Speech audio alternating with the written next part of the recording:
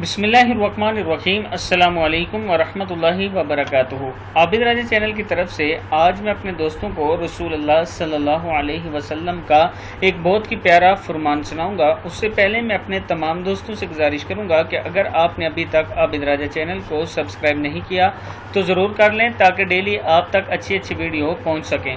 तो स्टार्ट करते हैं। बिस्मिल्लाहिर्रहमानिर्रहीम। रसूलुल्लाह सल्लल्लाहु अलैहि वसल्लम ने फरमाया कि मेरी उम्मत का एक शख्स रात के वक्त बेदार होकर वज़ू के लिए अपने आप को तैयार करता है। इस वक्त इस पर कुछ गिरें लगी होती हैं, चुनाचे वो वज़ू करता है। जब वो हाथ धोता है तो एक गिरा खुल जाती है, चेहरा धोता है तो एक गिरा खुल जाती है, सर का मसा करता है तो एक और गिरा खुल जाती है, जब पाँव धोता है तो एक और गिरा खुल जाती है। और अल्लाह ताला इन लोगों से फरमाता है जो नज़र नहीं आते कि मेरे इस बंदे को देखो, जो जिसने अपने नफ्स के साथ मुकाबला किया, मेरा ये बंदा मुझसे मांगेगा वो इसे मिलेगा, मेरा ये बंदा जो मुझसे मांगेगा वो इससे मिलेगा।